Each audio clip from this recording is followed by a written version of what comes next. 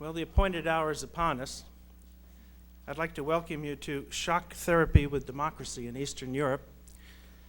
This is a forum in a series entitled Transitions to Democracy, in which are explored the changing dynamics of democracy in the 1990s. I've been asked by the organizers to call your attention to the remaining forums in this series, the next of which will occur on Tuesday, March 23rd, 1999, again at 7:30 p.m., only in the Alice Jepson Theater rather than here. It's entitled One Man's Vision for Peace, and the guest speaker will be Oscar Arias Sanchez, the former president of Costa Rica, who will talk about issues of human development, democracy, and demilitarization on the path to peace. The final forum in this series will occur on Tuesday, April the 13th, 1999, again at 7:30, and again in a different place, this time in the Alice Haynes Room in the Tyler Haynes Commons building. The title of that forum is called Human Rights, Democracy, and the Rule of Law in the Asia-Pacific Rim. And the speaker is Jose Ramos Horta, the Nobel Peace Prize winner of 1996, a human rights diplomat. The last series announcement that I'd like to make is for the particular benefit of the students, and that is to say that on the day of the president's installation, April 16th, part of the teach-in will be a Transition to Democracy Symposium. Stay tuned because the time and the place are yet to be determined. So much for my announcements. My name is John Paul Jones. I teach here at the law school. I've been doing so for 18 years. I teach in the area of constitutional and public law, including courses in comparative constitutional law. Since 1992, for the American Bar Association and the U.S. Agency for International Development, I've been advising various countries in Eastern Europe on constitutional and legal reform as they proceed from communist states to democracies. With me tonight, to my far right, is another member of our faculty from the Modern Foreign Languages Department, Dr. Joe Troncale, the co-director of Russian and Eastern European Studies. He's been at the University of Richmond almost 20 years. He has his PhD in Russian literature from Cornell. He's traveled practically every year to the former USSR and to Russia since 1976. He publishes and lectures in practically every aspect of Russian culture, including and particularly in the arts, painting, and philosophy, and on the political, social scene in Russia as expressions of that culture. Dr. Troncale and I are the commentators. Our main speaker tonight, to my immediate right, is Frank Kubalski, who I'm pleased to say is a visiting professor with my faculty at the law school. He has worked in Poland from July of 1997 until December of 1998, where he assisted Polish ministries of justice and finance on drafting commercial legislation and worked with Polish judges on matters relating to judicial independence and administration. And he will talk about the transition to democracy in Poland. Professor Kulbalski.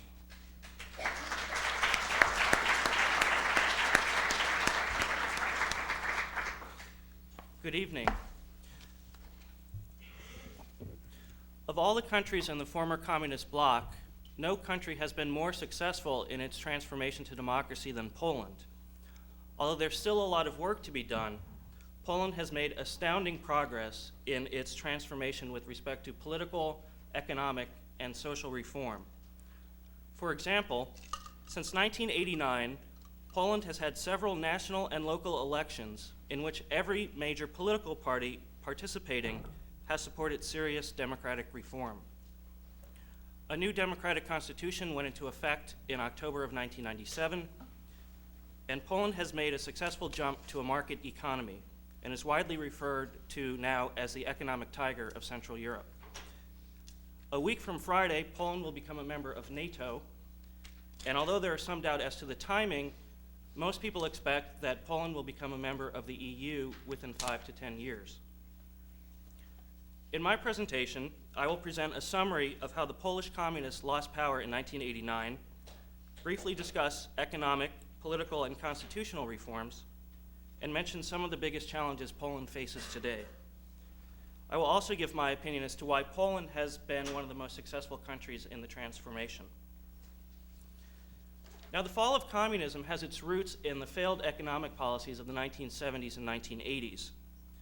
The communist leadership in the 1970s had a brilliant idea to solve economic problems, and that was to borrow $20 billion from the West to invest in production technology so that goods could be produced and exported to the West. Unfortunately, it didn't work, and it had the exact opposite effect. It saddled the Russian government with a huge debt, and it made it impossible for Poland to purchase raw materials from abroad or other retail goods. Because Poland was unable to get itself out of this situation, Solidarity came to power and began to strike in 1980. There was initially a dialogue between Solidarity and the government, and Solidarity made some progress in getting wage increases and in obtaining some political reforms. But productivity was still declining, and the workers refused to go back to the mines and the factories.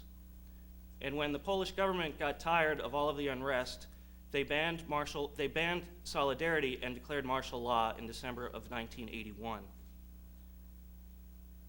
Now, this did nothing to help the economic problems that Poland was in, and although the banning of Solidarity resulted in fewer strikes in the mid-'80s, the problem still persisted. And when consumer prices were raised again, primarily in the summer of 1988, massive strikes again began to occur. During these strikes, there was a real fear of violence, and there was a fear that martial law might have to be reimposed again. And there was also a fear of complete economic paralysis. The problem that had been around since 1970 still had not been solved. And so, at this time, the Minister of the Interior, who was also in charge of the secret police, came up with an idea to have an open forum where the opposition could talk with the communists and discuss a way that the people could work together to achieve economic reform. Now, the opposition was immediately open to this, and they nominated Lech Wałęsa to represent them at these roundtable talks. And the communists were a little more skeptical, and after much debate, they agreed to enter into the talks. The first roundtable talks occurred in February of 1989. The opposition's goals at these talks were rather modest. They wanted Solidarity to be re-legalized, they wanted the strengthening of local government institutions, and they wanted public access to a free media. No one at the time expected that these talks would result in the fall of communism. Ultimately, a formal agreement was reached, and Solidarity, in fact, was re-legalized, and there was some opening of the media. But most significantly was a radical reform project to at least make it appear that Solidarity and the opposition had a say in legislation regarding political and economic reform. And this was done by amending the Constitution in the following way. First, the legislature, which had been a unicameral legislature, was changed into a bicameral legislature.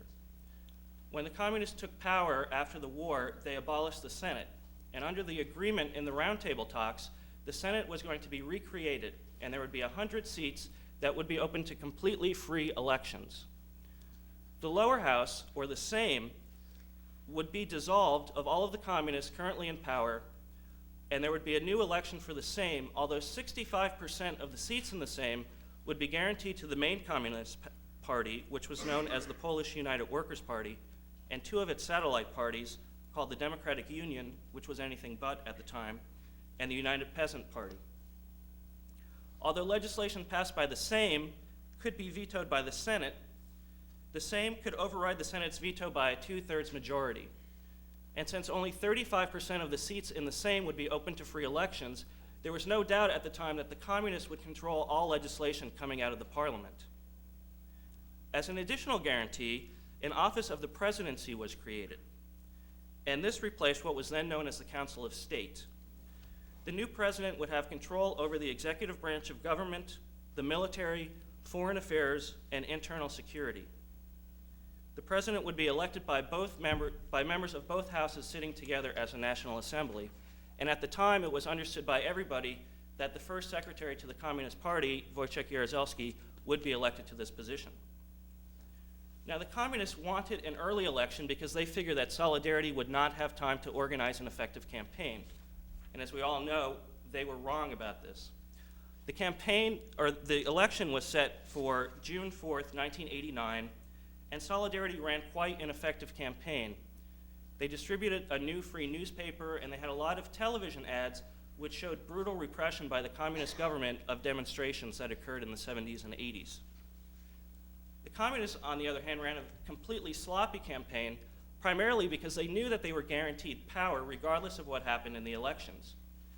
They also did some polling, and the polling revealed that the elections would result in the communists winning 55% of the seats in the House and a majority of the free seats in the Sejm. Ironically, the elections were held the same day as the Tiananmen Square massacre in China, and this encouraged people to go to the polls even more.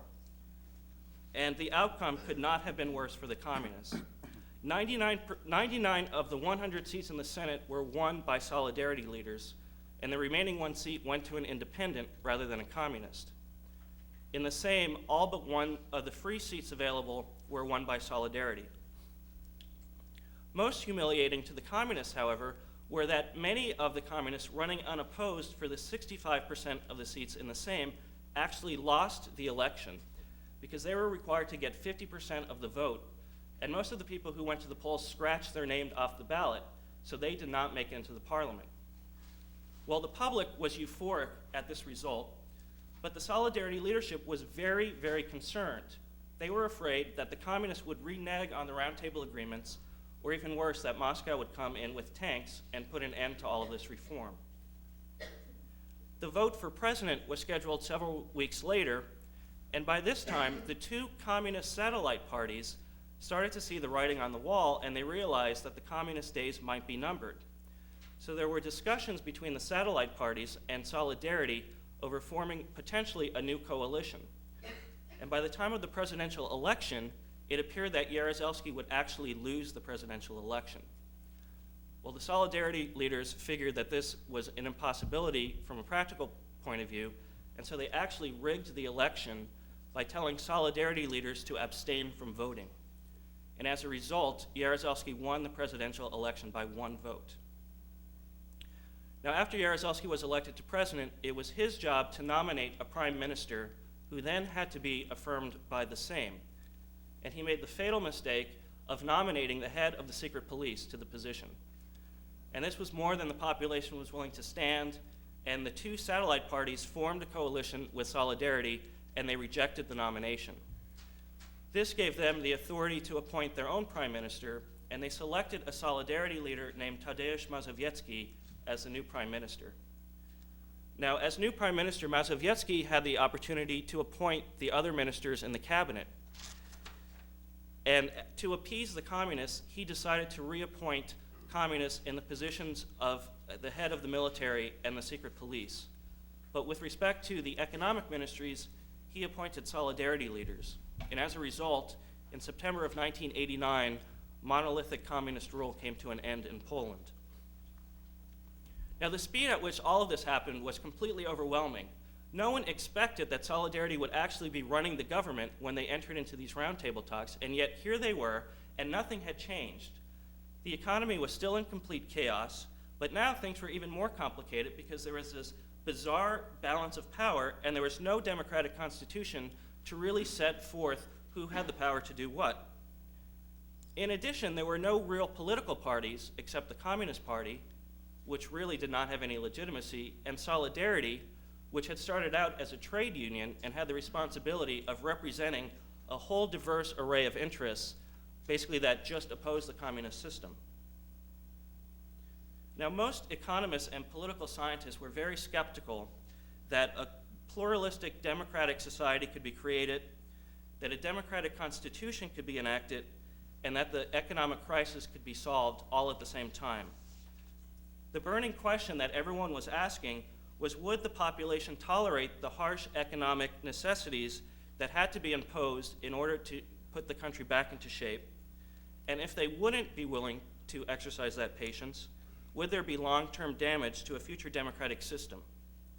There was also a nagging question about what to do with the communists and whether to punish them for 45 years of oppressive rule. Now, with respect to the economy, in the early days of the democracy, the Solidarity leaders decided that there would be no middle ground to jumping to a market economy. They decided that they had to make the jump quick and that there should not be some middle system between capitalism and communism. So they constructed what is now referred to as the Big Bang, or shock therapy. The primary architect of this was a Polish economist named Leszek Balcerowicz, although he closely worked with Jeffrey Sachs, who's an American economist at Harvard, and others from the IMF. The plan was implemented on January 1st, 1990, and it was very radical. All price controls were lifted, subsidies to individuals and industries were eliminated, budget spending was limited, loan rates were increased, import restrictions were lifted, and the currency was devalued and floated on the market. The immediate results were absolutely devastating. Living standards decreased by more than 30%, real output also decreased by 30%, numerous factories closed, and unemployment soared. The people who suffered most were the elderly, farmers, and workers in the heavy industry sector. Even today, the plan has had its share of critics, and the main criticism is that there should have been a better social safety net to protect against declining living standards and unemployment. There's also a criticism that too many industries were closed down prematurely, and had the economic reforms gone more slowly, more industries could have survived. On the other hand, there are people who criticize shock therapy for not going fast enough. Privatization went very slowly, and it wasn't until 1995 that small and medium state-owned enterprises were privatized. Most large enterprises still have not yet been privatized, and that started on a massive scale with the privatization of the phone company in late 1998. Notwithstanding these criticisms, however, there's no question that shock therapy was indeed a great success in Poland. Poland was the first post-communist country to emerge from recession, and that happened in 1992. And since 1994, Poland has had the highest GDP growth rate in Europe. Since 1994, it's exceeded 5% every year. Poland is finally getting inflation under control. In 1998, the inflation rate was 10%. Unemployment in Poland in 1998 was between 9 and 10%, and more new jobs were created in Poland than in any other European country. Since 1989, over 2 million new businesses have been created. And this is in a country with a population of 39 million. Turning now to the political issues, one of the biggest problems facing the new democracy was the fact that there was really a lack of a civil society in 1989. Not only was there a shortage of political parties, but except for the Catholic Church, there was a shortage of private interest groups. And Poland's emergence into a democracy was the exact opposite of what happened with the development of most mature democracies in Western Europe. In Poland, first a parliament was created, and then political parties had to be created, and then special interest groups arose. In early 1990, Solidarity basically splintered into many different political groups because it was just too big and had too big a constituency to answer to. The Communist Party officially dissolved in 1990 also, but they were able to form a new political party called the Social Democracy of the Polish Republic.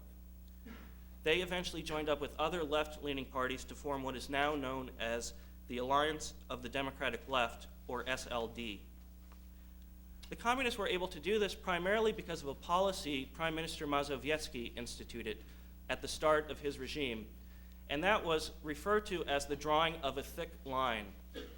Mazowiecki was an intellectual, and he believed that no good would come out of trying to seek out and punish the communists. So he implemented a policy whereby the secret police files would be closed and there would be no punishment of former communists. This allowed SLD to reformulate, or the communists to reformulate into SLD.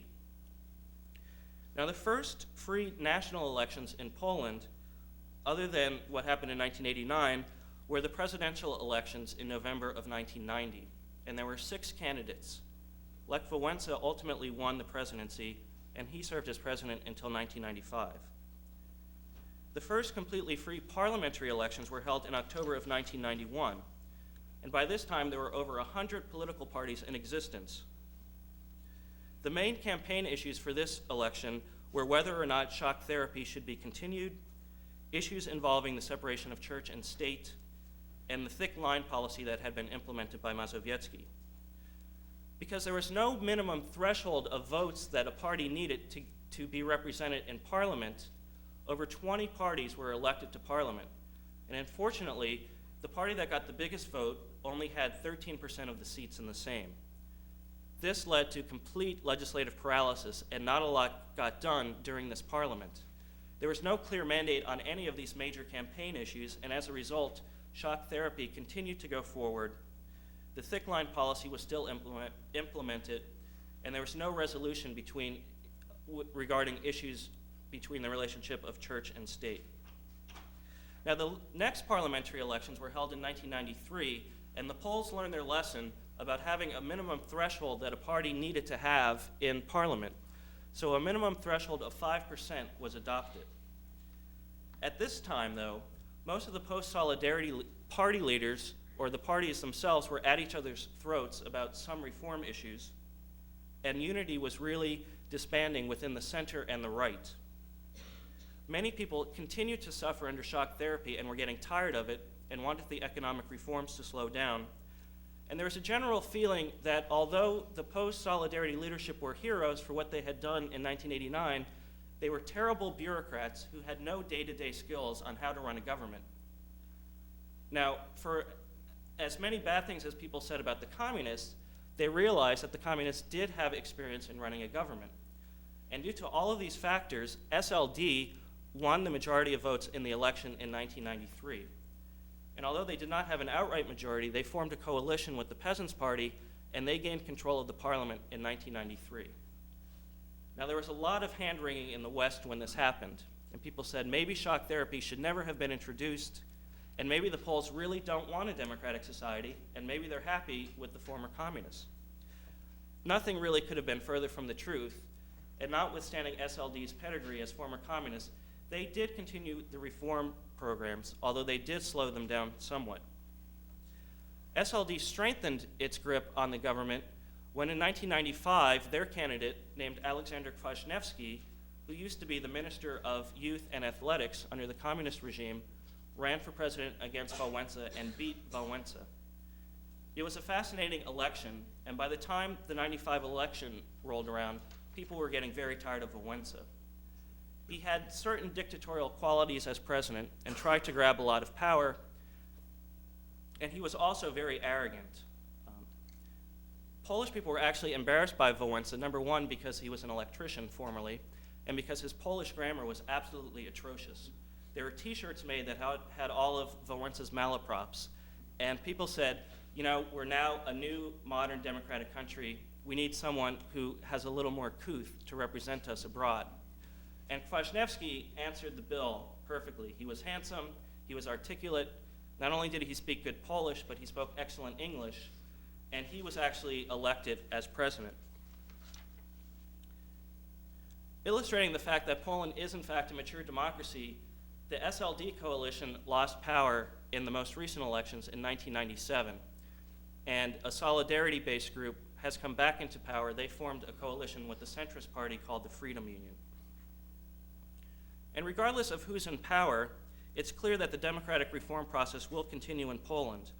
The primary emphasis that the legislature is facing now is amending most of their commercial and other statutes to comply with EU regulations, because Poland wants to join the EU relatively soon, and the EU has provided a lot of assistance in how they need to change their legislation and regulations in this regard. Now, the last major reform effort I'd like to speak about regards the Polish Constitution. This area of reform has been the most difficult and prolonged for Poland. The first steps to amending the Polish Constitution came in December of 1990, when the then existing Stalinist constitution was amended to exclude all references to the supremacy of the communists and to the special friendship between Poland and the USSR. There are also some basic limitations that were put on the executive and legislative branches, and an independent judiciary was created, at least in theory.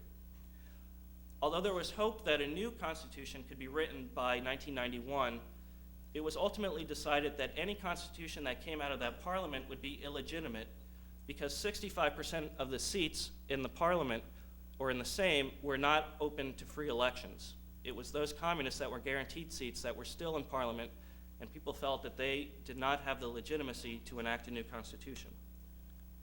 Problems continued because in October of 1991, with the first free parliamentary elections, the coalitions were so split that no one could agree on the provisions for a new constitution. And it wasn't until 1993, when SLD took power, that serious constitutional reform took place and serious drafting of a permanent constitution began. In the meantime, there were a lot of balance of power issues between Wałęsa and the prime minister at the time, and as a result, an interim constitution in 1992 was enacted, which simply addressed the relationship between the executive and legislative branches. The major disputes concerning the drafting of the new constitution involved, again, the separation of church and state, how many positive rights should be guaranteed in the Constitution, and further separation of power issues. Ultimately, a final document was drafted and agreed to in the National Assembly in April of 1997. It had to go to a public referendum, which it did in May of 1997, but unfortunately, only 43% of the population turned out for the vote. 53% of the voting public voted for it, and 47% voted against it. And this was hardly a ringing endorsement of this new document. The low turnout was primarily due to the Catholic Church, who had campaigned against the Constitution, saying that it deprived them of too much power. Other campaigns against the Constitution were led by rightist parties who said that SLD members, as former communists, had no legitimacy to draft a constitution for a democratic Poland. The Constitution, as enacted, is a big document. It has 243 separate articles, and it's impossible to summarize here tonight, but there are certain points of interest that I would like to point out. First, there's a broad introductory human rights provision that says that all persons shall be equal before the law. No one shall be discriminated against in political, social, or economic life for any reason whatsoever. I think that's going to be a challenge to the Constitutional Tribunal to figure out how that works. There are express guarantees of equal rights between men and women, with an express provision saying that women are entitled to equal pay for equal work. There's a guarantee of freedom of association, but the Constitution bans political parties and other organizations based on the tenets of Nazism, fascism, communism, national hatred, or the use of violence to influence state power.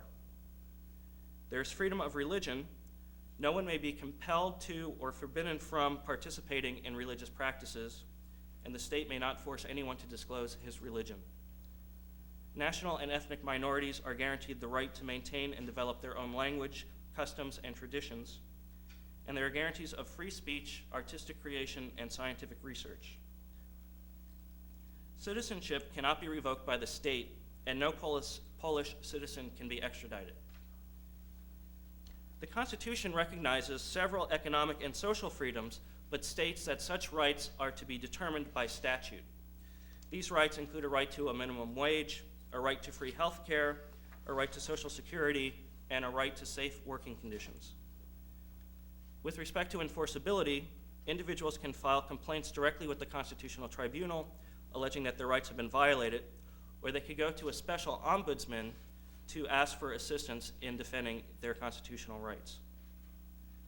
Now, no one considers the new Constitution to be a perfect document, but most leaders think that the government did a pretty good job in drafting it. The biggest criticism of the Constitution is the fact that it contains too many provisions that are simply unenforceable or too vague to understand. Another major criticism is that there are too many provisions that refer to statutes which are supposed to create these new constitutional rights. There are also quite a few internal inconsistencies in the document. Now, as I've stated, from a constitutional, political, and economic perspective, Poland really has done a good job in its transition to democracy. But there are several areas that it needs to improve on. And the one nearest and dearest to my heart is judicial reform. The Constitutional Tribunal and the Supreme Court of Poland are very well respected, and they've received a lot of financing from the government in their development. And there's nothing wrong with what's been going on with those two bodies. But with respect to the lower courts, in general, the judiciary has been considered the forgotten orphan of the democratic reform process. Judicial reform was largely ignored both by the Polish government and Western aid providers, who generally focused on economic development and the development of small and medium enterprises. In fact, when I was in Poland, my organization, which was organized by the American Bar Association, was the only group that was working on judicial reform at the time. We were funded by USAID, and when we asked AID for a grant to help the judiciary, they initially refused. And when we went back to them and said why, they said that we haven't shown them how a reformed judiciary would improve small and medium business enterprises. So we had to draft a proposal showing how small and medium business enterprises were linked with the judiciary. AID bought it, and we were allowed to work on judicial reform. As it stands now, the Ministry of Justice, rather than the judiciary, submits the judiciary's budget to the Parliament. The Minister of Justice is also in charge of all training of judges, and they're also in charge of training of prosecutors. Now, with limited funds, most of the training money is being spent on training prosecutors rather than judges. Judges are woefully underpaid. Most courthouses are in complete disrepair. And not only is there a shortage of computers, but there's a shortage of typewriters in the Polish court system. Most court proceedings, including serious criminal trials, don't have court reporters. And if a defendant is lucky, a judge's secretary will sit in the courtroom and transcribe what's going on in case the defendant wants to take an appeal. USAID's funding of the Polish judicial reform effort will end in 5 months, and it's questionable as to whether or not any Western organizations will continue the program. From an economic point of view, Poland must undertake serious reform with respect to its agricultural system, its pension system, and its healthcare system. Agriculture is really the most significant problem in this respect. As of 1998, Polish farms employed more than 25% of the workforce, and yet these farms only produce 6% of the gross domestic product. Clearly, this has to be solved before Poland is going to be invited to join the EU. Finally, Poland still has not figured out how to deal with its communist past. When Mazowiecki drew the thick line, that policy was in force until the new Solidarity Coalition took power in Parliament in 1997. A new law was enacted by this Parliament that created a lustration law. Basically, it provided that the secret police files would finally be opened and that every public official would have to make a public disclosure as to whether he or she ever cooperated with the secret police. There's no penalty if a person admits that he or she cooperated with the police, but if that person is caught lying, they will be banned from public office for 10 years.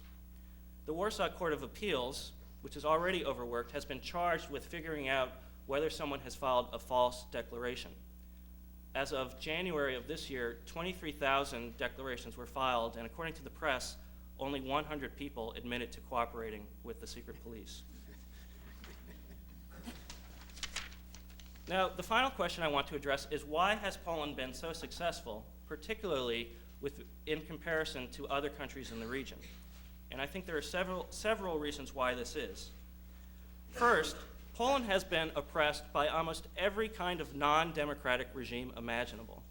They've been oppressed by czars, party secretaries, kaisers, emperors, and Führers, and I think they've finally come to realize that the only way out of the situation is to form a democratic society.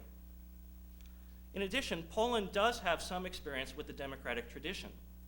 Poland enacted the second constitution in the world after the US Constitution and the first constitution in Europe.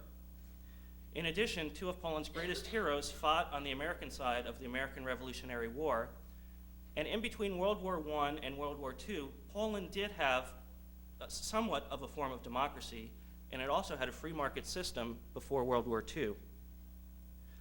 On a related note, Poland has traditionally had strong ties with Western Europe. The best example of this influence is the Roman Catholic Church. In addition, Poland has a Roman law tradition, and if you ask any Pole, they'll be happy to explain how King Jan Sobieski drove the Turks out of Europe at the Battle of Vienna. Another reason is the lack of ethnic complexity in Poland. This makes it easier for Poles to unite in a democratic way rather than focusing their energies on trying to solve ancient conflicts. What I think, though, is the most significant factor in Poland's success is the fact that the West has given Poland clear incentives to make harsh sacrifices needed for the transition to democracy. Poles knew that if they became truly a democratic society and developed a free market economy, they would be invited to join NATO. This is something which they've desperately wanted. Their security is something that they desperately wanted for centuries. In addition, Poland had the incentive to make harsh economic reforms because they knew that if they did so, they could become a member of EU and be finally considered a member of Europe, period, rather than being a member of Eastern Europe. Now, it's difficult to summarize 10 years of democratic reform, and I hope to address any questions or comments you have at this time, but now I'd like to turn it over to Professor Troncale.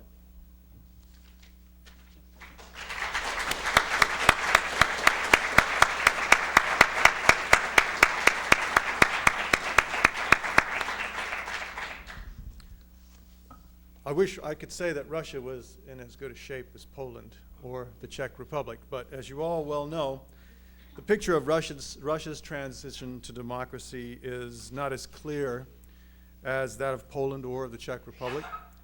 And we're not even certain that there is anything more to offer than simply a picture of transition to where, as the Russians say, no one can tell.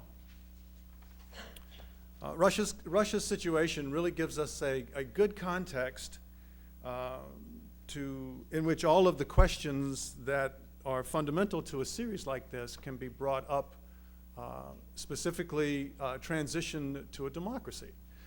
First of all, what from our perspective as Westerners do we mean by democracy? And is that concept the same concept that everyone else would be willing to accept or should be willing to accept in terms of the differences of their own cultures?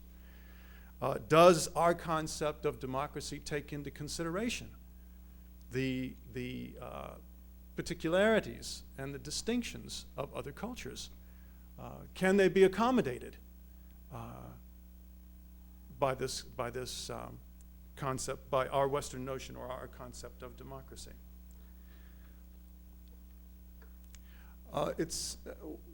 When the Soviet Union was intact, every time I came back and had to talk with people about what I saw when I was there, it was always difficult for me because I always felt like I had to talk out of both sides of my mouth at the same time. There are features of democracy very much alive in Russia today, and that's incredibly positive, and it's very encouraging for the people. There are features of the former Soviet mentality and way of running things that are very much alive in Russia today as well, which are much to the chagrin of the people. For example, no longer do people have a guarantee of a decent education. There are schools, many schools, outside of Moscow and Petersburg, where there's no heat, where there's no running water, where there are no indoor bathrooms, where the teachers aren't paid, which takes us to another form of guarantee that's violated, a just wage, one of the expectations of a democracy. There are people who haven't worked, or people who have worked and have not been paid for as long as, and some longer than, 6 months. Just recently, 300,000 teachers went on strike to demand wages, which the state was in no position to pay. While at the same time, in front of the Duma, the head of the central bank was testifying that he had just, that over the course of the last 5 or 6 years, $50 billion were funneled out of Russia into an offshore banking facility in Great Britain. No questions asked because of the way that the central bank is constructed and the rules of the Duma in relationship to it. The state is practically helpless, which is supposed to be one of the forms of democracy. I think the state's supposed to serve the people and not in any way inhibit their expression of who they are and their growth to demonstrate who they are. The power of the state, what might be called a democracy or a democratic state, is co-opted by corruption. There are anywhere from 10 to 50,000 organized crime groups in Russia, running somewhere in the neighborhood of 50 to 100 different banks, so that they dominate. They dominate politically and they dominate financially. People have all kinds of rights that they've never had before. You have freedom of expression, you have freedom to demonstrate, you have freedom of travel, you have freedom of choice of products to purchase. You inundated with advertisements to buy this and to buy that, but you have no money. When shock therapy took over in Russia,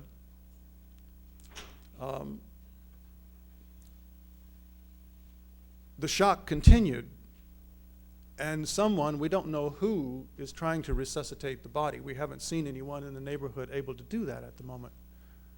So that the country is fundamentally just simply in a state of financial, political, and social shock. And the Russians are waiting for the therapy to take place.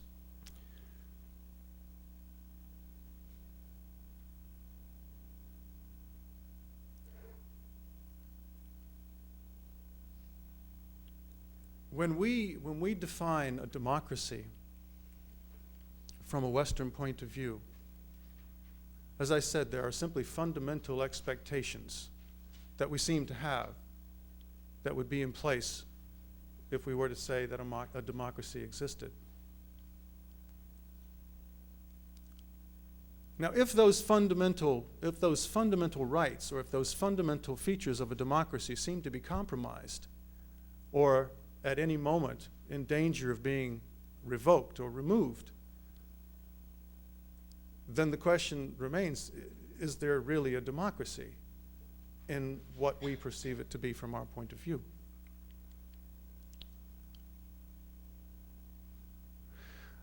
There's been a lot of discussion about the involvement of the International Monetary Fund and the World Bank in the internal politics of Russia based on what it was able to offer Russia in hopes of helping it to construct a democracy or a free market system.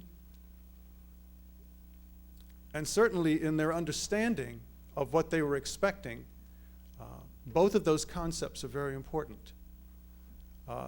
Democracy or democratic institutions hand in hand with the free market. And we can have a discussion about just how much a part of democracy capitalism is in our country. Would we have democracy without capitalism?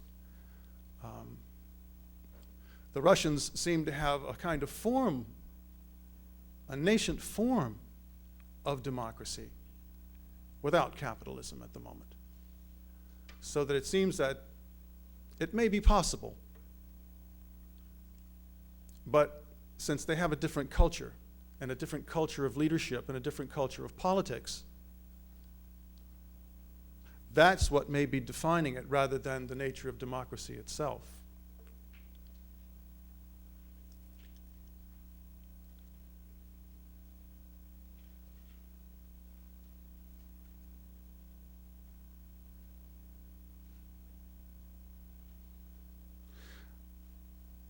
I recently read an article from when I was in Russia in October from Izvestia, one of the prominent newspapers, which used to be a party newspaper.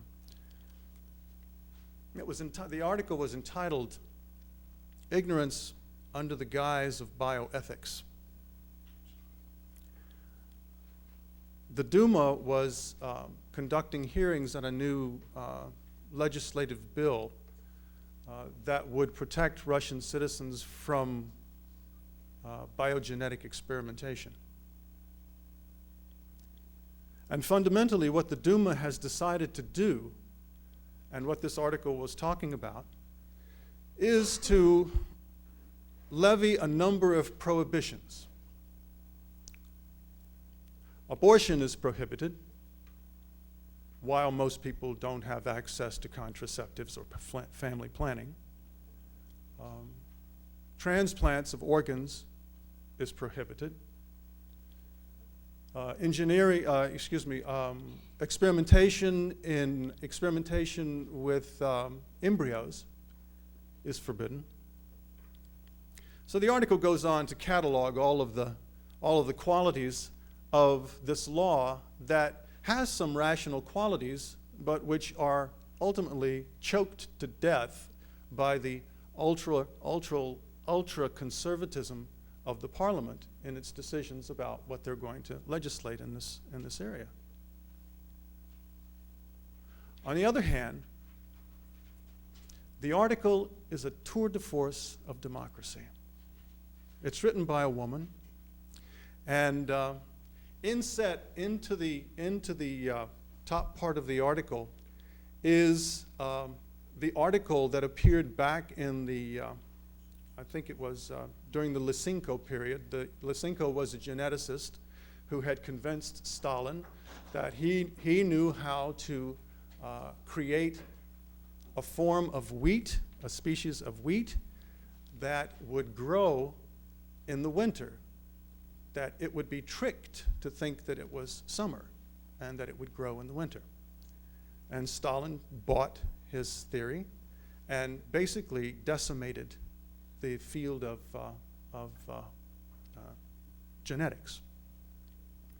So inset into this article on bioethics is a section of the original article in which the Communist Party berated all of the geneticists in Russia for being frauds and traitors and upholding Lysenko.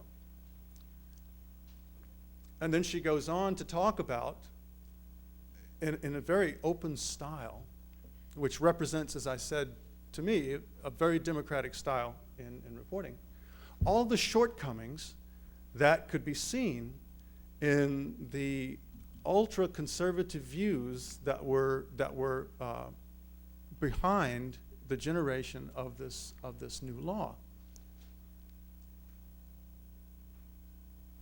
She does it with humor, she does it with seriousness, and she does it with facts.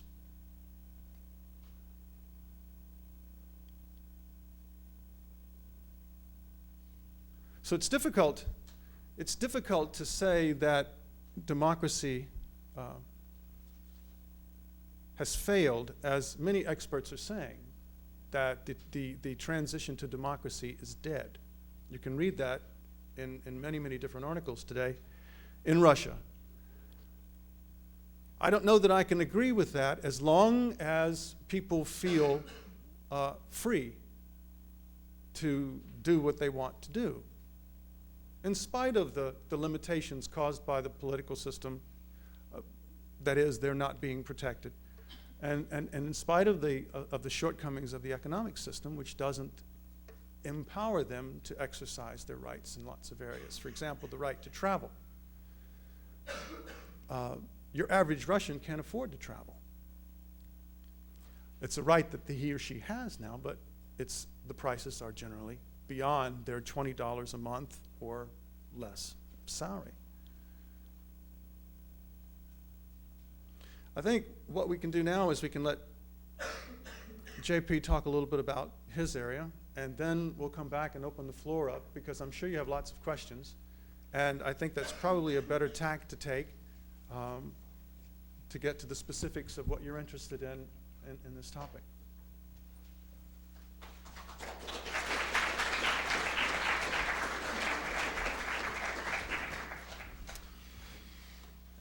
My most extensive involvement in this process has been with Albania, and the remarks I'm going to give you will focus almost exclusively on Albania, because I think it strikes the best contrast with the experiences of my two colleagues. Albania being one of the smallest states to go through this process after communism, one of the poorest, without question, the poorest state to go through this process. And as we move along, I'll talk to you about some of the other contrasts.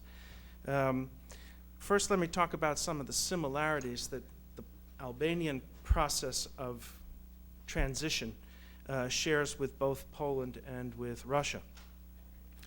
All three countries saw the collapse of their single-party states occur almost as an accident. It was not intended. It came about against or contrary to the expectations of those who were attempting or who were in control and thought they were steering the future of the state. All three transitions were peaceful, and it remains a profound fact to me that states of this kind that exercise the kind of control that was once exercised in Poland, in Russia, and in Albania could disappear as peacefully as they did. The aftermath of the transition is similar in all three states because the apparatchiks of the Communist Party have proven to be at least as flexible in dealing with the unstable situation as have the so-called democratic reformers. Indeed, the democratic reformers in all three states have been charged with more or less ineffectiveness or failure in their attempts to accomplish their goals. With respect to Poland, ironically, Albania shares with Poland very, very positive characteristics of GDP growth and a stable currency. It's my understanding that Albania's GDP growth has been exceeding 7% for the last couple of years. Now, the difference, of course, is that Albania started with a per capita income of about $160 in 1991. So they're at the other end of the economic scale in terms of wealth from Poland, but at both ends of that scale, these two countries have been moving forward very rapidly, and Albania, amazingly, has seen a very stable currency. Inflation is well below 20% in Albania and has remained so throughout the total collapse of the Albanian communist state, and again through what can be said to be the second collapse, the collapse of the first democratic regime afterward. Now let me talk about some dissimilarities, some things that make Albania unique both from Poland and Russia in this process. First, Albania transitioned not just from a communist state, but transitioned from the last surviving Stalinist state, in which the cult of personality had been taken to extremes that even Stalin could not have dreamt of. Stalin wins all awards for autocratic excess measured by size, but Enver Hoxha, this head of state and head of Communist Party in Albania from 1946 until 1985, wins all awards for extremity and ruthlessness, even when compared with Stalin or Mao Zedong, if you want to bring in non-European examples. Unlike Poland, unlike Russia, Albania transitioned not only from a communist state, but from a dramatically xenophobic state. Albania had international relations with virtually no one. Their ties with Tito of Yugoslavia lasted about 5 years after World War II. They turned for support to Stalin when Khrushchev stepped into power and the Stalinist era ended. The ties with Moscow disappeared. Luckily, Mao Zedong was there to give them a helping hand from around the globe. And then when he died, poor Albania had no one they could turn to. Embassy Row in Albania consists of 5 villas.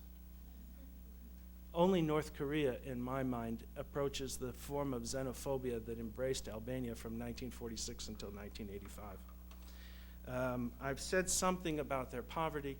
Albania, in terms of poverty, competes aggressively with states in Africa for poverty levels. In this way, it is totally different from any other European state to have gone through any sort of transition.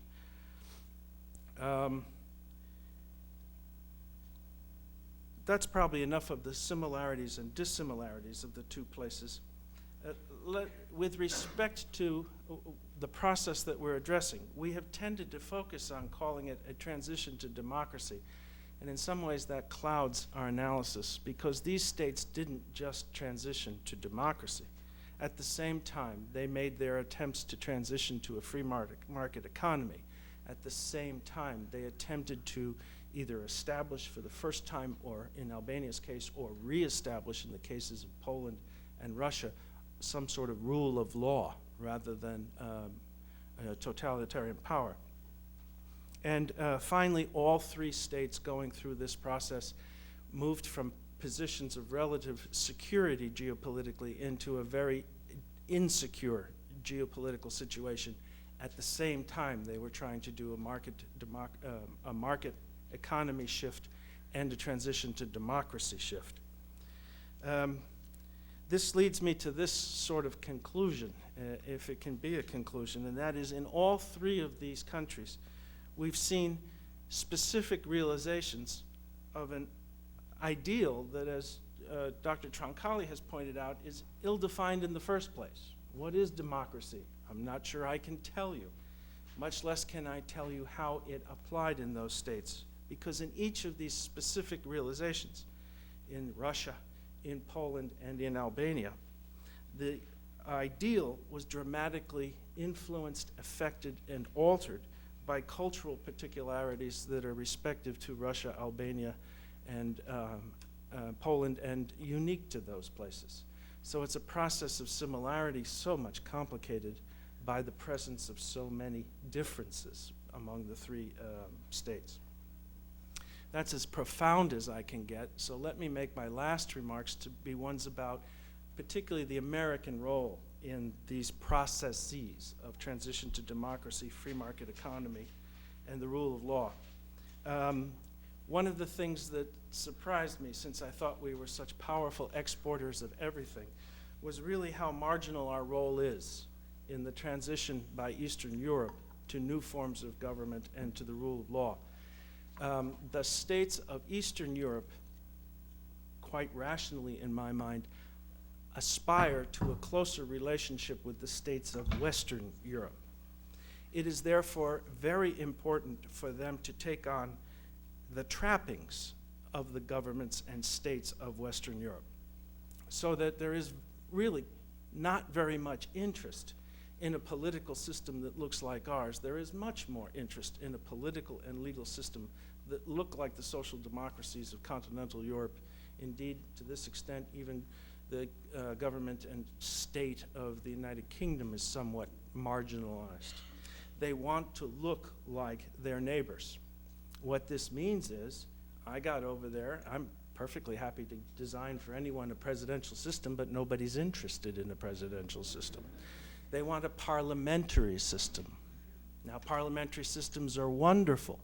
The parliamentary system that they're particularly interested in Eastern Europe is a parliamentary system that includes proportional representation in parliament and voting for candidates on national lists. I'm using this specific example for a purpose. In the United States, we have single member constituencies who are elected by what is euphemistically known as the first past the post or winner take all method. This produces, as we have seen most recently, very independent lawmakers with very little loyalty to a national party, very little loyalty to a chief executive. They have their own political bases and their own political accountability to the folks back home. The kind of democracy that is being strongly urged upon Eastern Europe is the kind of democracy that is operated through very strong central party mechanisms. Do you detect a certain irony in that? I do. Now, we'd like to take some questions from the floor. Yes, sir. Yes, you mentioned one of the things that you think is helpful about was the promise of NATO membership. Would you then say it's a shame that the U.S. did not bring Poland into NATO earlier, and that it's a shame and even negligent on the part of the United States not to bring in Romania and the Baltic states and other countries of Eastern Europe into NATO sooner? I'm going to repeat the questions because we're being taped. And the question was, one of the speakers mentioned the importance to this process of membership in Europe, and then asked whether membership in NATO shouldn't have been offered earlier to particular states, including Poland and Romania. Did I sum up your question properly? Yes, and then should the U.S. move to bring in the Baltic states, Romania, Bulgaria, et cetera, quicker? And should the U.S. be advocating a quicker timetable for wider NATO membership? Well, there are clearly economic consequences that are involved in joining NATO. And I know that Romania has had problems because they cannot afford to purchase the military hardware that's needed for them to be an active member of NATO. And so for those reasons, I think that there are practical impediments to many of the other countries from joining NATO at this time. I personally think that any country, as long as they show that they are committed to a democratic process and have shown some maturity in that process, should be permitted to join NATO. I know that Poles were furious when the Senate was even debating whether or not Poland should be admitted into NATO because it may upset Russia. Poles would always say, of course it's going to upset Russia because they want to invade us. And so from that extent, I'm sympathetic, particularly from a Poland perspective, that argument doesn't always fly. Now, there are certain geopolitical issues that the United States has to worry about, but I certainly think that there should be a more open mind, particularly with respect to the Baltic states, as to whether or not they should join NATO. Another question? Yes, sir. If Jeffrey Sachs's shock therapy worked in Poland, why didn't, I think he was also the proponent in Russia, wasn't he, Professor Troncale, shock therapy, why didn't it work there? This is a simple question that it's now being asked. If Sachs's theory of shock therapy worked so well in Poland, why didn't it work better in Russia? Go ahead, Joe. Let's see, Frank's been reading up on this particularly, so. I think if I knew the answer to that, I would win the Nobel Prize in economics. But it's a good question, and some say that Poland would have succeeded had shock therapy not been introduced. And so I really don't know. I think to some extent Poland is a smaller country than Russia, and so it had less hurdles to go through, and so the time that was required for the economic reform was much shorter than was probably necessary in Russia. I also think that to some extent the delayed privatization of the state-owned enterprises helped because it didn't put these enterprises into private hands of people who were mafia-related or scoundrels. They were still there, and it wasn't until there was more accountability in other laws, particularly with respect to securities regulations, that privatization occurred on a large scale in Poland. And so I think that provided some cushioning for Poland. Yes, ma'am. Could you speak to that development of the healthcare system in Poland? Is that being privatized? Are we seeing insurance companies or whatever, or are we seeing, socialized medicine? What about the healthcare system in Poland? What are we seeing? Are we seeing socialized medicine or the development of Western-style insurance companies? So far, there's not been a development of Western-style insurance companies, primarily because people just can't afford it. With health care guaranteed by the state, it's assumed that the state will be in the business of providing health care. But during the time that I was in Poland, the majority of strikes by anyone were from anesthesiologists and doctors who were not getting paid. And the doctors are quite upset with the healthcare system, and this has led to a result of people not being treated for serious injuries. I had a staff member whose mother was dying of cancer, and she needed an operation, and she couldn't get it. Doctors weren't being paid, and she needed to pay them off, and she didn't have the money. So every month, I would take her to the American embassy where I could buy duty-free alcohol. She would buy alcohol, and she would have to give it to 7 different surgeons to guarantee that her mother would get checkups on time. And strikes are continuing, and it's something that the Parliament is really trying to address now, but it's a huge problem. Other questions? Yes, ma'am. Maybe any of you could say a little bit more about the kinds of programs that the United States and other Western donors are pursuing in democratization. What sort of programs are Americans and other states offering in pursuit of democratization and the rule of law? A general question for the three of us.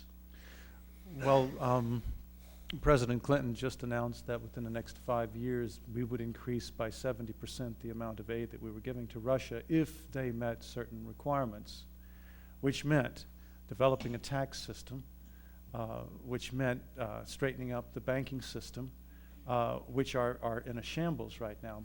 And most people refuse to pay taxes because the government provides no services. So I'm not sure how that's going to work, whether it's going to go up maybe 5% instead of 70% over the next 5 years. I know that Russia's indebted to the rest of the world basically by $140 billion. And last year they were able to pay $4 billion. So that I don't think people are standing in line to hand over aid to Russia at the moment. Although everyone is sort of hand-wringing and saying, well, we must help Russia, we must help Russia, while at the same time saying, well, if we help her too much, we'll have to watch out for her again. It's a very strange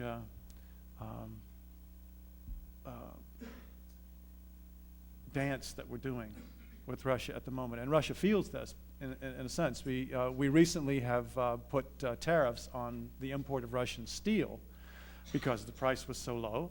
But this is part of what they were producing to try and build their economy, as part of the program, building their economy. And this tariff just completely kicked them out of the market. And so they, were very vocal about complaining, how do you expect us to help ourselves if you don't let us help ourselves? So that even by removing these sorts of tariffs would have been an assistance rather than just giving them money, which we weren't willing to do. Frank and I have both done much of our work for the American Bar Association's project called Central and Eastern European Law Initiative. The American Bar Association manages it, but I want you to know the lawyers aren't paying for it, tax dollars are, because it's a line item in the budget for the United States Agency for International Development. Among the various programs that have occurred in what's called legal reform under the aegis of Seeley have been programs like the ones in which Frank and I participated in, where people were called upon to offer what assistance they could to countries that simply had no laws, and to help people trained in those countries, to the extent anybody was trained in those countries, to draft laws that would be both just and functional. At the same time, Seeley has also created programs for civic development along with other American agencies and along with agencies under the auspices of the Organization for Security and OSCE, Cooperation in Europe. These civic development programs have ranged from sending somebody out into the villages of Albania with a portable movie projector and movies about legal things like 12 Angry Men or I don't know what some of the other titles were, but trying to get people to think about participating in building civic society by getting people to participate. During the constitutional ratification process, in essence, we built a traveling roadshow like a circus, much more serious perhaps in endeavor, but the same kind of idea where in four-wheel drive trucks they drove throughout Albania to hold a series of town meetings to introduce people to the notion of what a constitution is and what they should expect from it. There are programs to reform education, both higher education on the one hand in subjects like political science and law, which were so distorted under the old days as to be virtually useless today, as well as professional training programs. There is a school in Albania to teach what they call magistrates, which we don't have in the United States in that form. It's a sort of a combination of the district attorney and the preliminary judge in one person. And that's now taught along Western methods with paid for by Western money and has been in effect for about a year. Turns out about 40 magistrates a year. What else? Oh, they're trying to organize a bar association. There was no word in the Albanian language for lawyer until 1992 when we coined one night, having done a fair amount of drinking. Up until that time in the Albanian language, there was only a word for prosecutor, since that's all that was recognized. So those things are going on. There were really funny kind of episodes where everybody felt really good about taking old law books, sticking them in a container, and sailing them over to Albania so that they could have enormous libraries of obsolete American law. Actually, if I could jump in there. Please.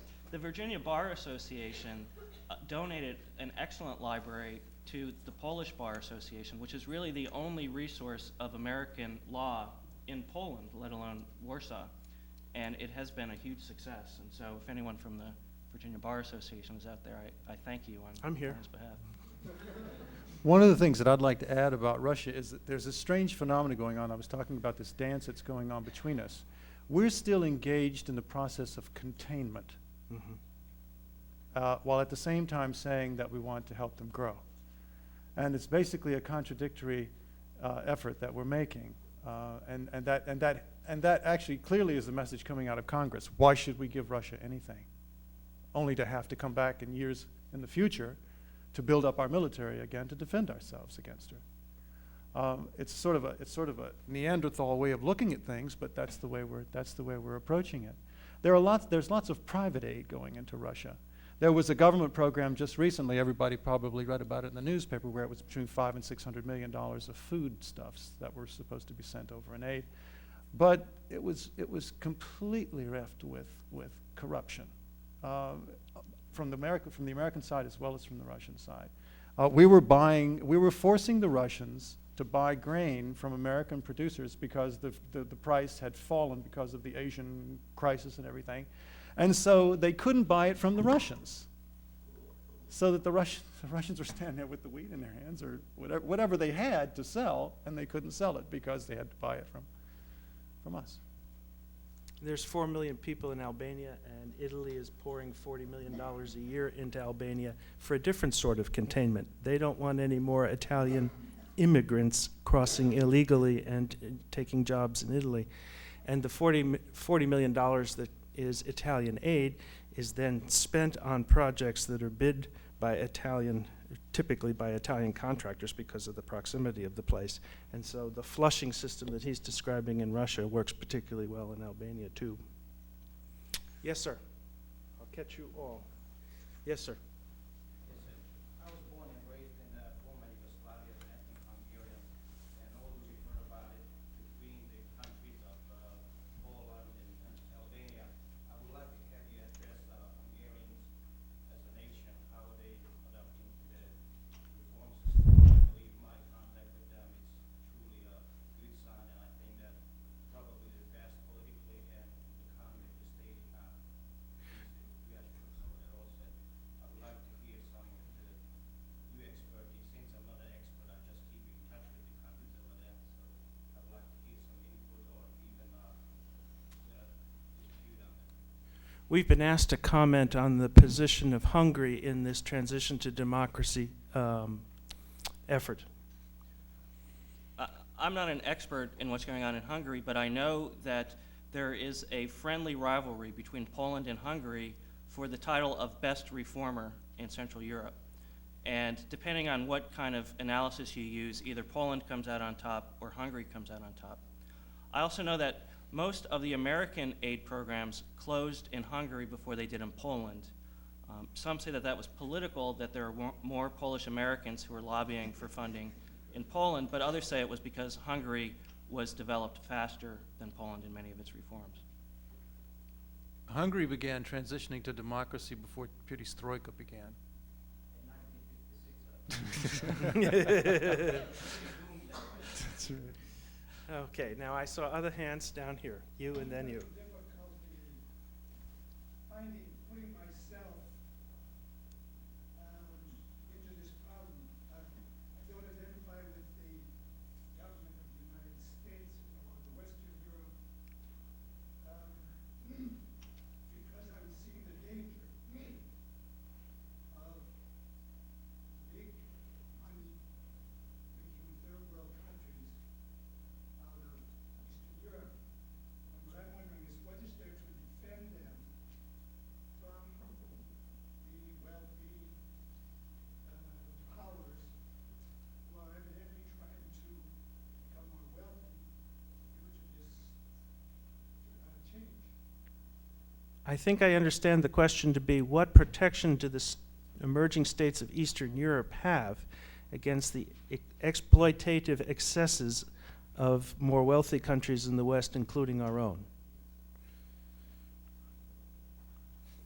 My favorite answer to questions like that is the inquisitiveness of a free press in those otherwise exploitative countries.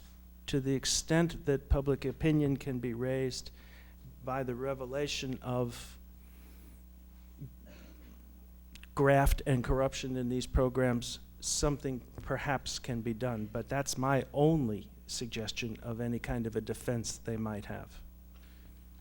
There's, I think, well, I'm going to comment about what Dr. Troncale said. There's perhaps a break that says they cannot suck the life out of them too fast, because if the country becomes sufficiently destabilized, then it becomes a security threat. So the theory of those who would exploit the countries is to take the blood or money as fast as they can without killing them. I guess you raise a fundamental question about democracy, because democracy is not just for those that enjoy it, but for those that are also, say, our neighbors, for example. That's how it's supposed to work. So that fundamentally, what JP is saying about an investigative press that will research the kind of exploitation that normally would happen, given the way that we operate with other countries,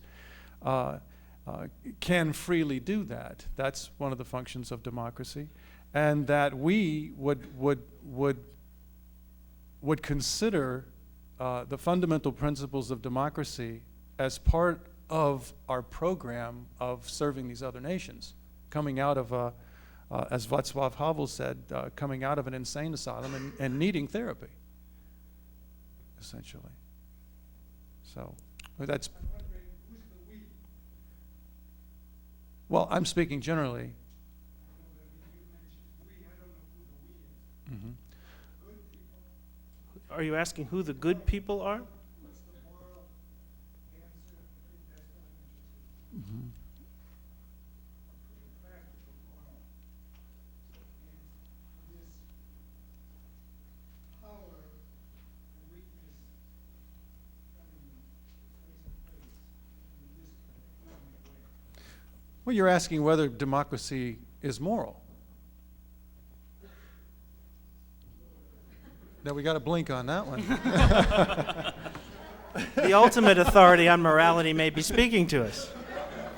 For every person who's in Eastern Europe trying to make a fast buck at somebody else's expense, I have found somebody else in Eastern Europe, perhaps not any more effective at assisting, but certainly with the highest and most altruistic of motives are they over there, living in the conditions that they're living in and making the sacrifices that they are making. Americans, Italians, Germans, people from all over the world doing that too. It seems to me to be a sort of perhaps a race, a foot race between the people who are over there to exploit and the people who are just over there like missionaries of a certain political faith or missionaries of a certain economic faith, doing what missionaries have done since time immemorial.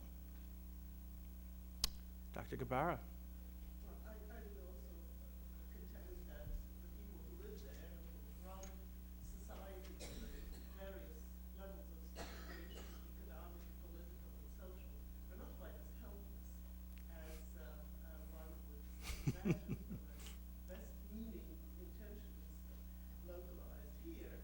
And it's also, I wonder to what extent the well-meaning or ill-meaning Americans who decide to do something there can really be efficient as they want to be. And what you said about the political systems of choice being European systems, that does put an additional, besides the fact that people who go there often don't know the local social structures, histories, and so on. So I don't really think that we're dealing with social objects that are completely helpless. But my question is for Joe. Let me make that point on the recording, if I could, for you, Dr. Gabara. Dr. Gabara has made the excellent point that while we discuss the potential potential failings of the doctors, we have failed to take into adequate account the ability of a patient to participate in its or her or his own healing, and that is the ability of these peoples to heal themselves. Is that a fair summation? And now a question for Dr. Troncale. John, you say that we hesitate to send help to Russia, but isn't there a real problem that there is no there there?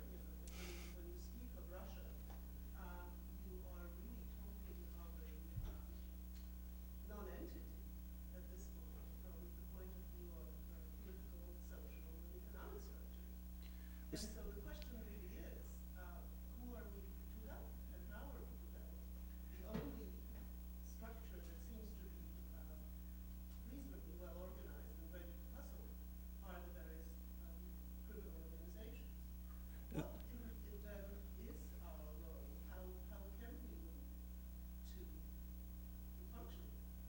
Now I'm going to try and repeat that for the tape. The question is, given the absence of functioning structures in Russia other than those that would operate for nefarious reasons, if we were more inclined to give aid than perhaps we are, where would we get, how and where would we send that aid? There's no one there to receive it. And that question is directed to Dr. Troncale.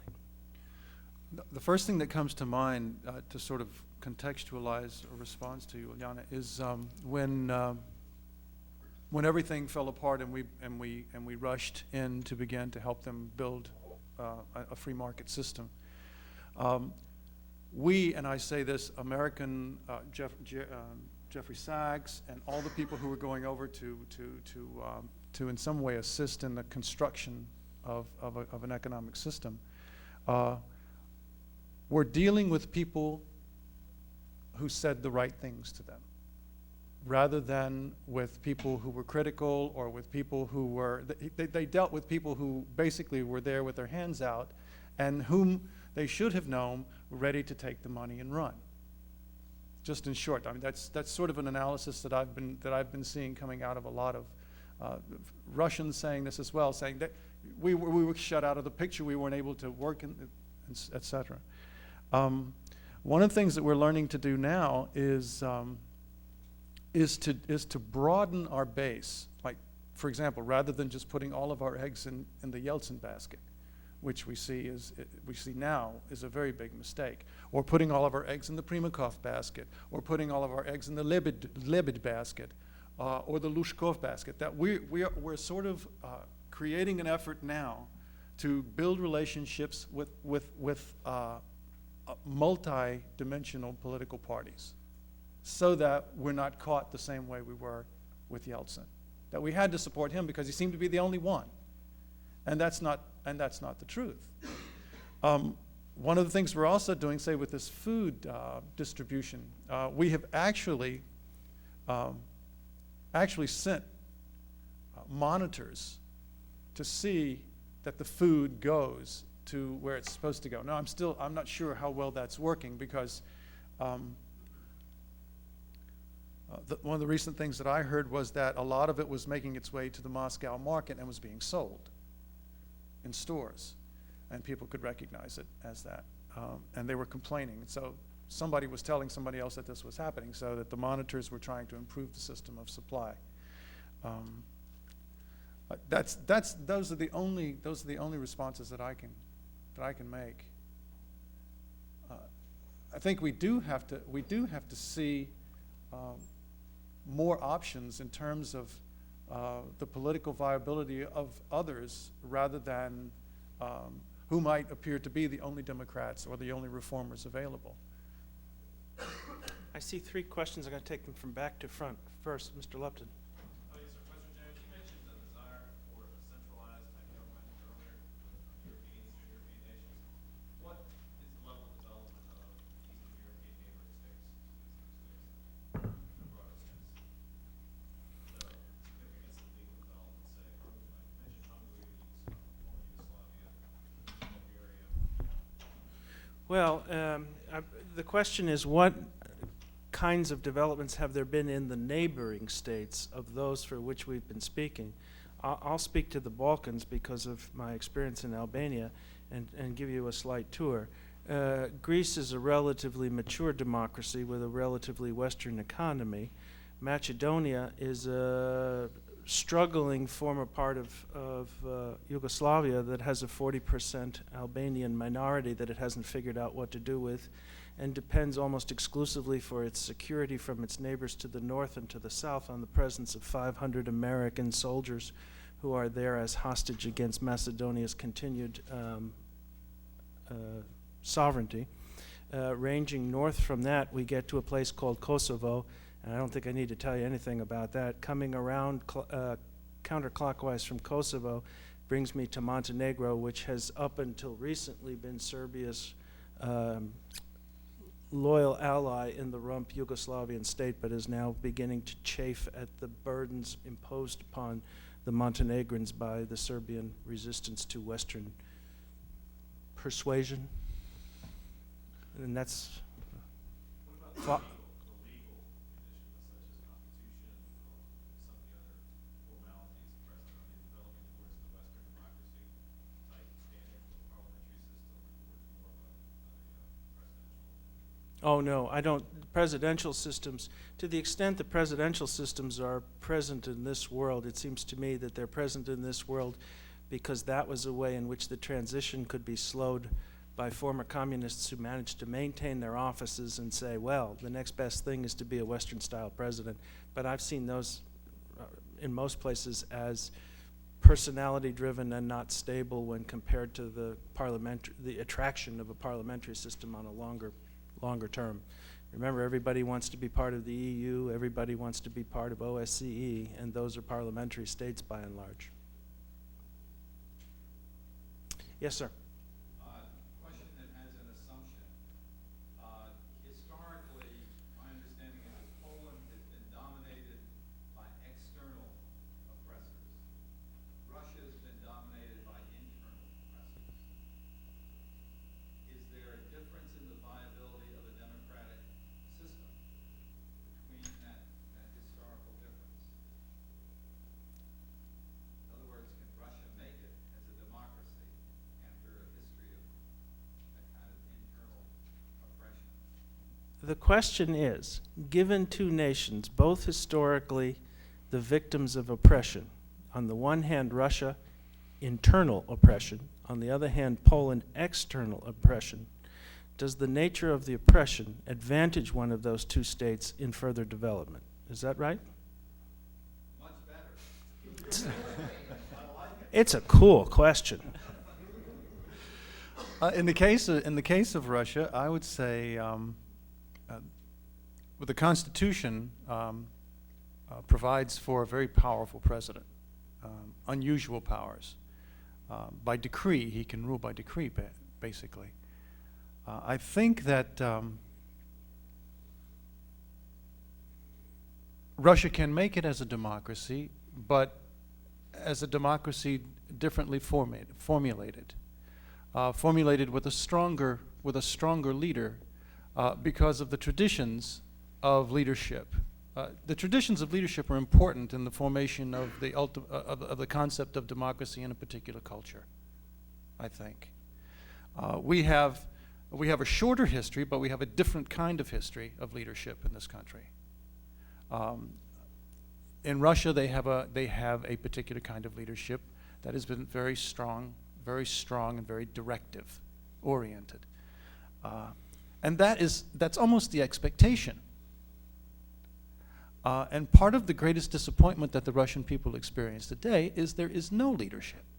Not just that there is no strong leadership, but that there is no leadership.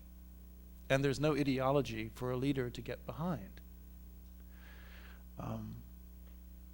So a simple answer to your question is I think there could be a democracy, but I think that it would look a lot different. And that we would have to be willing to recognize it as such. As a growth from the indigenous culture, not something transplanted, because I don't feel that you could really transplant democracy because of the resistance of a particular culture to something transplanted. unless you artificially keep feeding it with drugs, which we're doing. Anything to add to that, Frank? No, I think Poland's suffering has actually united the people now, and they've had a history of having small windows to determine their own future. And I think one of the reasons why shock therapy worked and that Poles were willing to work so fast was because they didn't know how long this window would be open. They didn't know if Russia was going to reinvade. And so it gave them incentive to do things fast and do them right and really give root to a real democracy. Yes, sir.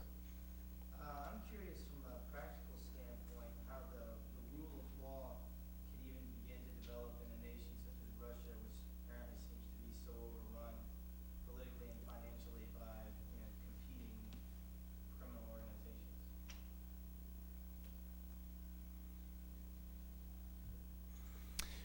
I'll take a shot at that, actually. And I'll start by comparing two places, Albania and the Oklahoma Territory.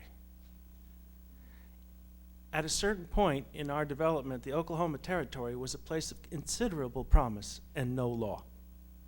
Eventually, it became the state of Oklahoma, and as far as I can tell, it has the rule of law. Indeed, in Oklahoma, it may have a little too much of the rule of law. I think the same thing is possible for Albania.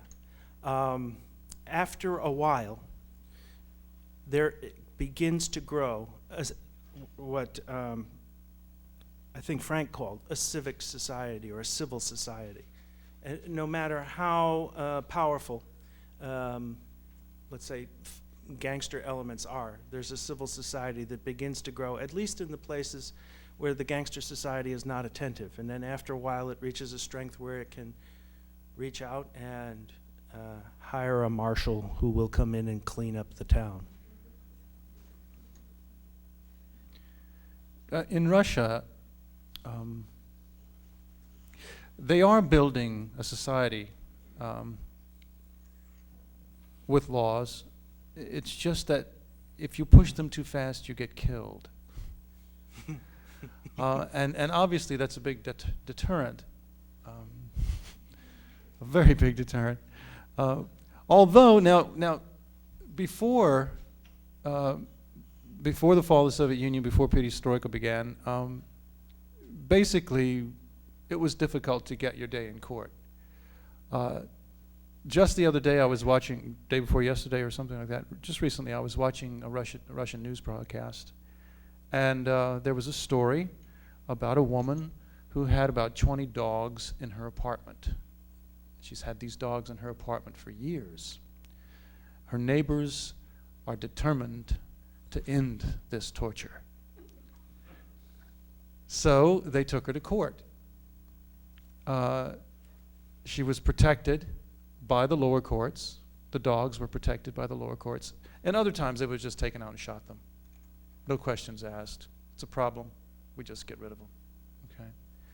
Now it stands before the Supreme Court. Animals' rights. Now, on the other hand, if you look at what's happening in prisons, 10 to 20,000 prisoners die a year, not from execution, but from overcrowding, from disease, from murder, any number of reasons. So that there's it's again, I find myself talking out of both sides of my mouth. It's just going to take longer, that's all. It's not that they can't do it. It's just that they just like anyone else, they just have to overcome the obstacles that their leaders have allowed to grow in the way of their development. Now, if you talk about laws that are going to defend investors, well, they don't exist yet, basically. Russians have been ripped off by major corporations who simply got off scot-free, and some of whose directors are members of the parliament. So, yes and no. There are no simple answers when you come to Russia. I think yes and no is a good place to bring a halt to the formal proceedings. For those of you who have endured this long, there is a reward. I have until now refrained from mentioning the fact that those who are here are invited to a reception immediately following our adjournment. It'll be held in the faculty lounge of the Jepson Center School, which I believe is right down this hall. I suppose you'll find it by finding the glassware. Thank you very much for coming.